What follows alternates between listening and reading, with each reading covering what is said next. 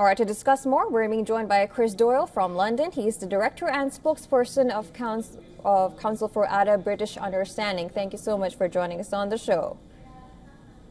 Pleasure. All right, let me begin by asking you, we know that Israel is preparing for its attack on Iran and Iran might retaliate. Do you think Hezbollah and Iran successfully breached Israel's Iron Dome now that U.S. is supporting with THAAD?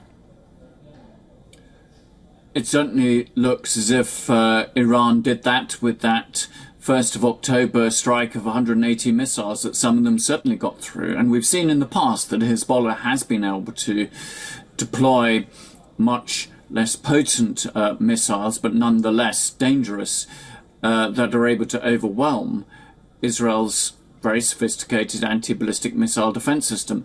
None of these systems are perfect, and you will see some getting through. But of course, Iran has the capability of sending many more.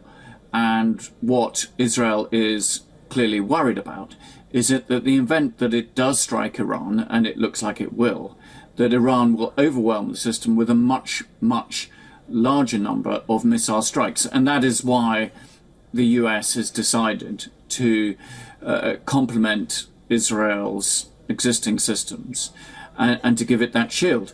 But you know, I should say that this is also very much an escalatory move, because it actually gives Israel the confidence, the wherewithal to strike Iran without any sense that there is going to be a costly response. So for those in Israel who want an escalation, who want to take this further into a regional war, then they get that reassurance.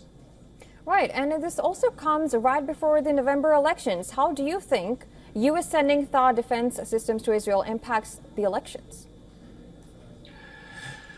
Well, we shall see, but I think that President Biden has decided that it was important that the United States did this. He comes from a very traditional Democrat background that basically has made the support of Israel absolutely paramount, regardless of all other issues. So this means that he's ignored the massive violations of international law, what many people are calling a genocide in Gaza.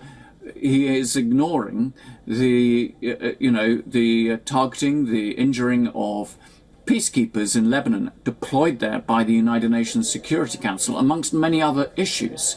So that is Joe Biden to a T. He has been backing Israel with a pipeline of weapons for over the last year, ever since those Hamas atrocities. But he has not also at the same time said that those weapons must not be used in the violation of international law. And that's the problem. It's not necessarily the supply, it's the failure to say you must adhere to international law. And that means that Prime Minister Netanyahu of Israel has had a very free hand to do what he wants, whether it's in Gaza, the West Bank, Lebanon, and conceivably in Iran. Right, and there are also reports, may I ask you right now, that there are reports that Iran has sent satellites to Russia for rocket launch. Russia had launched Iranian satellites in the past too. Do you think this is going to impact such activities, and it's going to impact the war and is going to escalate and involve other countries and make it even a bigger conflict? This is a consequence of US and Israeli policy pushing Russia and Iran closer together. They're not actually natural partners in many ways. They have two very, very different political systems. Historically, Russia and Persia, as it used to be, always viewed each other suspiciously. They were powers that competed with each other.